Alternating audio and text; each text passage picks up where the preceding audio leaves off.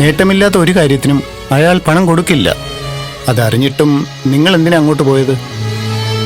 ഇവൾക്ക് എന്തെങ്കിലും ഒരു ആവശ്യം വന്നാൽ പറയാൻ മടിക്കരുതെന്ന് ജ്യേഷ്ഠന്റെ ഭാര്യ പറഞ്ഞിരുന്നു. അതുകൊണ്ട് സുധർമ്മന്റെ ഭാര്യ ദാനശീലയാണ്, നല്ലവളാണ്. പക്ഷെ എന്തുണ്ടായിട്ടെന്താ? സുധർമ്മന്റെ ഭാര്യയാണെന്ന ഒറ്റ കുറവ് പോരെ അതെല്ലാം തകർക്കാൻ? ഞങ്ങളെ അപമാനിച്ചതിലല്ല, നൃത്തത്തെ അപമാനിച്ചു. നൃത്തം ചെയ്യുന്നവരെ അപമാനിച്ചു. സുധർമ്മൻ എന്ത് നൃത്തം? കലാകാരനായാലും സന്യാസിയായാലും സുധർമ്മനെ തർക്കിച്ചു തോൽപ്പിക്കാനുള്ളവർ മാത്രം. ഇനി അങ്ങോട്ടില്ല. ഈ കാണിച്ചു കൂട്ടുന്ന അഹങ്കാരമൊക്കെ ദൈവം കാണുന്നില്ലേ? കാലം എത്ര കഴിഞ്ഞാലും ഈ കാണിക്കുന്ന അഹങ്കാരത്തിന് ശിക്ഷ കിട്ടാതിരിക്കില്ല.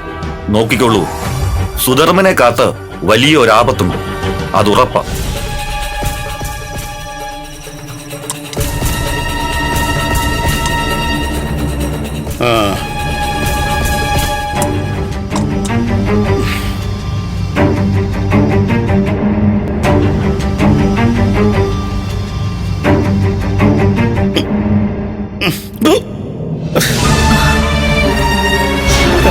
എന്തുപറ്റി? ഉപ്പോ പുളിയോ ഒന്നും പാകത്തിനില്ല. എന്താണ് ഈ കാണിച്ചു വെച്ചിരിക്കുന്നത്? ഞാൻ എല്ലാ രുചിയും നോക്കിയതാണ്. ചിലപ്പോ അങ്ങയുടെ നാവിനെന്തെങ്കിലും.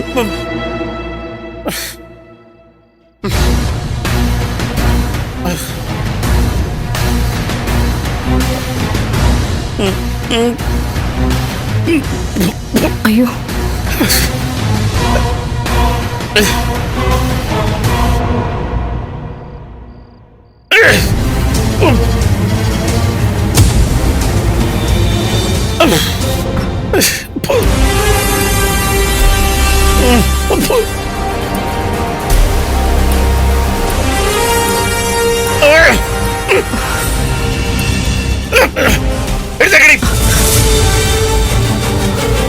ആകെ ഇവിടെ ഉള്ളത് അടുക്കള ജോലി മാത്രമാണ്. അതും കൃത്യമായിട്ട് ചെയ്യാൻ അറിയില്ലെങ്കിൽ ഇറങ്ങിപ്പോയിക്കൂടെ? നോക്കൂ, എല്ലാം സാധാരണ ഉണ്ടാക്കുന്നത് പോലെയാ ഞാൻ ഉണ്ടാക്കിയത്. എങ്കിലും എടുത്തു വെച്ച് തിന്നടി, എനിക്ക് ആവശ്യമില്ല. അയ്യോ, അങ്ങ് അത്താഴ പട്ടിണി കിടക്കാനോ? പിന്നെ ഞാൻ എന്താ വേണ്ടത്? നാവിന് പിടിക്കാത്തതൊക്കെ വലിച്ചു വാരി തിന്ന് അജീർണം പിടിച്ചു ചാകണോ ഞാൻ? എങ്കില് പാലെടുക്കട്ടെ? വേണ്ട.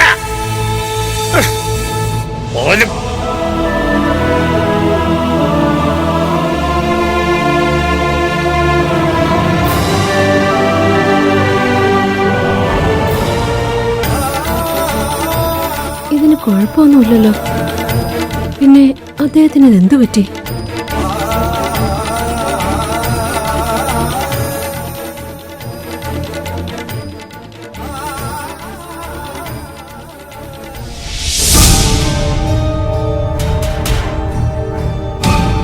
പിന്നീടൊരിക്കലും വിളമ്പി വച്ചിരിക്കുന്ന ഭക്ഷണത്തിനൊന്നിനും സുധർമ്മനെ രുചി തോന്നിയേയില്ല. അയാൾക്ക് ഭക്ഷണം കഴിക്കാൻ സാധിച്ചതുമില്ല. ആ ഭിക്ഷക്കാരിൽ നിന്നും അന്നം തട്ടിത്തെറിപ്പിച്ചത് ഒരു ശാപം പോലെ അയാളെ പിന്തുടർന്നു. നിരന്തരം ഭക്ഷണം കഴിക്കാതെ അയാൾ നന്നായി ക്ഷീണിച്ചു. പക്ഷേ എന്നിട്ടും അയാളുടെ അഹങ്കാരത്തിന് ഒരു കുറവും വന്നില്ല. ഒരു ദിവസം സുധർമ്മനെ പരിശോധിക്കാനായി ഒരു വൈദ്യര് വന്നു.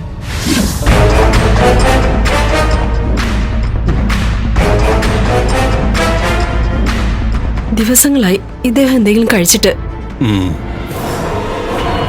ഒന്നിനും രുചി തോന്നുന്നില്ല. വിഭവങ്ങളൊക്കെ മാറി മാറി പരിശോധിച്ചു, എന്നിട്ടും ഒരു മാറ്റവും ഇല്ല. ശരീരത്തിന് മറ്റു കുഴപ്പങ്ങളൊന്നും ഉള്ളതായി തോന്നുന്നില്ല. നാവിന് രുചി നഷ്ടപ്പെടാൻ മറ്റു കാരണങ്ങൾ എന്തെങ്കിലും ഉണ്ടോ? അല്ല, നിങ്ങൾ വൈദ്യരല്ലേ? രോഗം കണ്ടുപിടിക്കാനല്ലേ പണം ചെലവാക്കി നിങ്ങളെ വിളിച്ചു വരുത്തിയത്? എന്നിട്ട് മറ്റുള്ളവരോട് ചോദിച്ചാൽ എന്താ അതിന്റെ അർത്ഥം? ശരീരമേ ഞങ്ങൾക്ക് പരിശോധിക്കാനാവും. വിശപ്പില്ലായ്മയും ദാഹവും ഉറക്കമില്ലായ്മയും ഒക്കെ പലപ്പോഴും മനസ്സിന്റെ പ്രവർത്തനം അനുസരിച്ചാണ്. അങ്ങനെ എന്തെങ്കിലും ഉണ്ടോന്നാ ഞാൻ ചോദിച്ചത്. അല്ല, എനിക്ക് മനസ്സിലായില്ല. മനസ്സിനെ നീറ്റുന്ന എന്തെങ്കിലും പ്രശ്നം, തീരാത്ത എന്തെങ്കിലും വേദന, ചെയ്തു പോയ തെറ്റിനെ കുറിച്ചുള്ള കുറ്റബോധം, ഇതൊക്കെ ശാരീരിക ആരോഗ്യത്തിനെയും ബാധിക്കുന്നതാണ്. ദുഃഖം എന്താണെന്ന് എനിക്കറിയില്ല. ഈ ലോകത്ത് സന്തോഷം മുഴുവൻ വിലയ്ക്ക് വാങ്ങാനുള്ള പണമുണ്ട് എനിക്ക്. ഓഹോ. പിന്നെ കുറ്റബോധം, അതെന്നെ തൊട്ട് തീണ്ടിയിട്ടില്ല.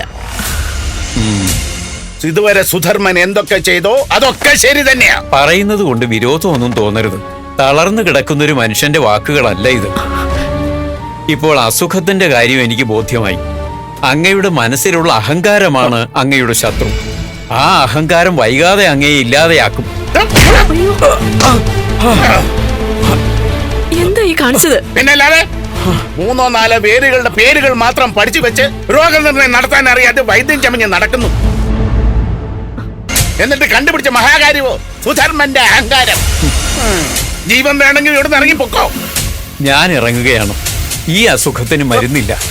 ലോകത്തേത് വൈദ്യനെ കാണിച്ചാലും ഇത് മാറാനും പോകുന്നില്ല. പോടോ. മരുന്നില്ല പോലും, വൈദ്യന്മാര് വരില്ല പോലും. ഈ പണമുണ്ടെങ്കിൽ ദേവീ ദേവന്മാർ വന്ന് കാവൽ കിടക്കും കാലിൽ. പിന്നല്ലേ വൈദ്യൻ.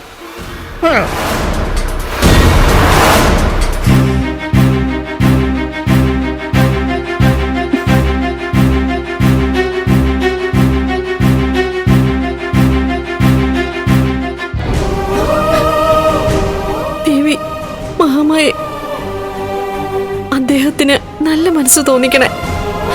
അദ്ദേഹത്തിന്റെ മനസ്സിൽ നിന്ന് അഹങ്കാരം തുടച്ചു മാറ്റണേ. ഉണ്ണാതെ ഉറങ്ങാതെയായിട്ട് ദിവസങ്ങൾ കഴിഞ്ഞിരിക്കുന്നു. ഇതിൽ കൂടുതൽ അദ്ദേഹത്തെ പരീക്ഷിക്കരുതേ.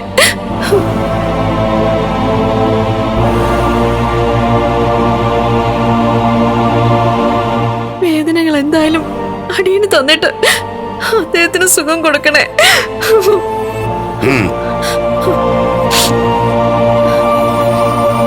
ഞാൻ ദേവിയുടെ മുന്നില് മനസ്സ് നിറഞ്ഞു പ്രാർത്ഥിക്കുന്നു. അങ്ങയുടെ അസുഖത്തിന് ഇതല്ലാതെ വേറെ മാർഗമൊന്നുമില്ല. ഈ ദേവി ഇരിക്കുന്നത് നമ്മുടെ വീടിനകത്തല്ലേ? വെക്കുന്ന പൂജാദ്രവ്യങ്ങൾ നമ്മുടേതല്ലേ? ലോകത്തിന് സർവ്വ ഐശ്വര്യങ്ങളും കൊടുക്കുന്നവർക്ക് നമ്മുടെ സാധനങ്ങൾ വേണം.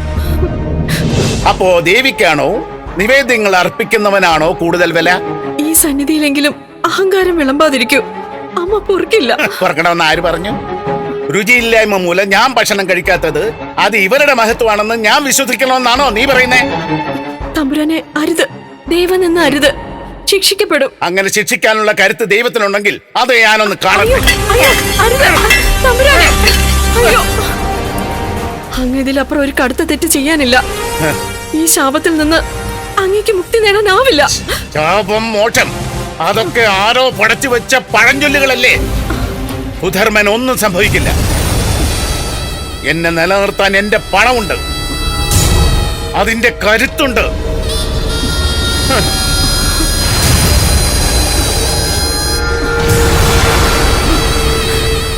അമ്മേ ഭഗവതി, അദ്ദേഹത്തോട് പൊറുക്കണേ.